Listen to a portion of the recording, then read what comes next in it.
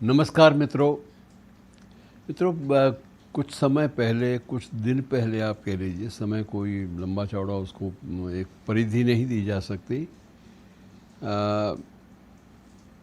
उर्दू के प्रख्यात और सर्वाधिक लोकप्रिय शायरों की पहली पंक्ति में, पहली कतार में खड़े रहे बशीर बद्र की अंतिम यात्रा के बारे में चर्चाएं खूब हुई। अब बड़ी अजीब बात है कि सोशल मीडिया पे भी ये खबरें बहुत ज़्यादा हावी रहीं और उनकी चर्चा जो है प्रिंट मीडिया में भी आई, इलेक्ट्रॉनिक मीडिया ने भी इसको विशेष महत्व दिया। महत्व इसलिए नहीं कि उसमें कोई बहुत ज़्यादा लंबा चौड़ा कोई प्रावधान था अंतिम यात्रा का, इसलिए उसको ज़्यादा उद्धृत किया गया, ज़्यादा कोट किया गया, क्योंकि बशीर बद्र जैसे अंतर्राष्ट्रीय ख्याति प्राप्त शायर, एक ऐसा शायर जिसके प्रशंसकों में तीन प्रधानमंत्री भी थे और न जाने कितने राजनेता, लेकिन अंतिम यात्रा में केवल 20-22 लोगों की शिरकत, भाग लेना, ये एक चर्चा का विषय काफ़ी हद तक बना रहा। और बाद में निष्कर्ष रूप में ये भी आया कि ये शव यात्रा जो थी, ये इसकी लोकप्रियता का पैमाना है या नहीं है, इस बात पर भी चर्चा हुई। और आखिर में ज़्यादातर लोग इस निष्कर्ष पर पहुँचे कि शव यात्रा के लोगों की संख्या से कभी भी उसकी उपलब्धियों या शायरी के क्षेत्र में, कविता के क्षेत्र में, साहित्य के क्षेत्र में उसकी देन का आकलन नहीं किया जा सकता। और यह स्थिति सिर्फ बशीर बद्र साहब की नहीं थी। मैं आपको उससे भी पहले ले चलता हूँ मुंशी प्रेमचंद के वक्त में।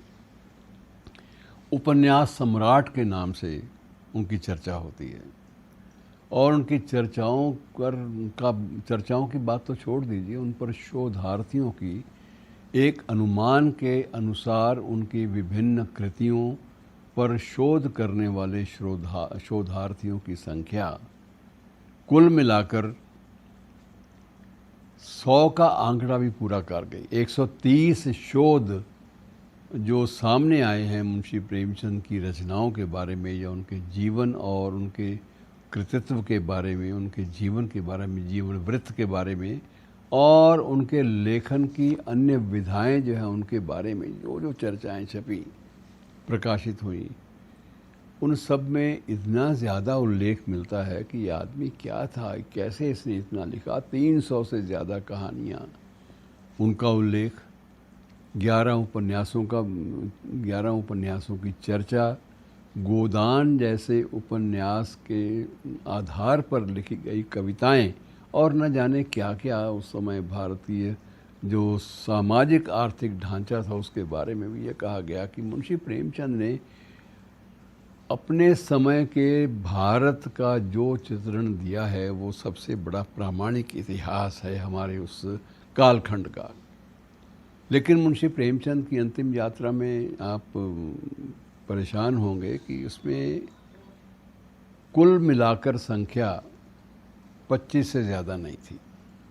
और 25 से ज़्यादा संख्या की जो चर्चा है कि ज़्यादा संख्या नहीं थी, इस बात की पुष्टि स्वयं मुंशी प्रेमचंद जी के बेटे ने अपनी पुस्तक कलम का सिपाही में अमृत राय ने स्वयं भी की है, पुष्टि की है। और उसमें यह था कि जब ये मणिकर्णिका घाट है बनारस में जहाँ प्रेमचंद रहते थे, तो मणिकर्णिका घाट की ओर जो शव यात्रा चलती रही, तो रास्ते में एक राह चलते ने पूछा भी ये के रहल कौन था, तो दूसरे ने जवाब दिया कोई मास्टर था।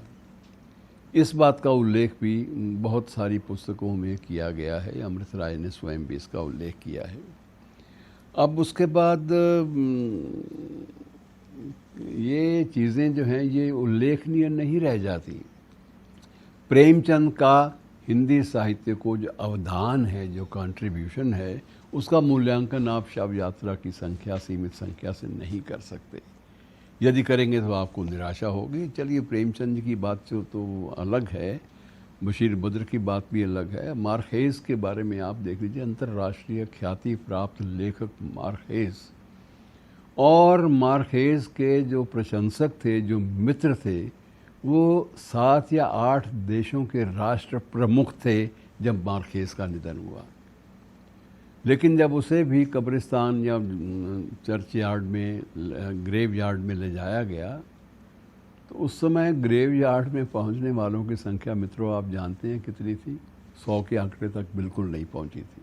वह शख्स जिसके घनिष्ठ मित्रों में इतने संख्या में, भारी संख्या में राष्ट्राध्यक्ष भी थे, मित्रों में, दोस्तों में, गहरे दोस्तों में, और उसके पाठकों की संख्या तो अंतर्राष्ट्रीय स्तर पर अब तक आंक ही नहीं जा पाई कि वो लाखों थे या करोड़ों की संख्या थी।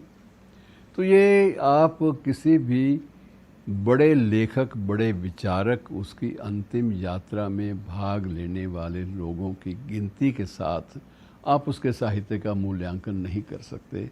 तो ये बातें थोड़ी सी चर्चा में इसलिए आई कि इन दिनों में चर्चा बशीर बद्र से शुरू हुई, उस संदर्भ में फिर प्रेमचंद जी का भी जिक्र आया, मार्केस का भी जिक्र आया, और अन्य बहुत सारे विचारकों का भी जिक्र आया। और जिक्र तो ये भी था कि आखिरी मुग़ल सम्राट के को दफन करते वक्त भी वहाँ पर सिर्फ 5 या 6 व्यक्ति मौजूद थे।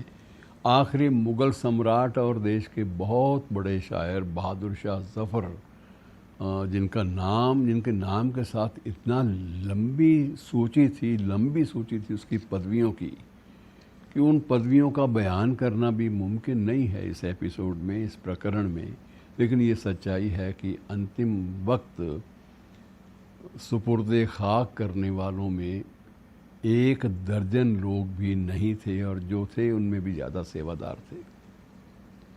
तो ये मित्रों, किसी भी चीज़ की अंतिम यात्रा की संख्या, उसमें भाग लेने वालों की संख्या से आप अनुमान उसकी उपलब्धियों का नहीं लगा सकते। धन्यवाद।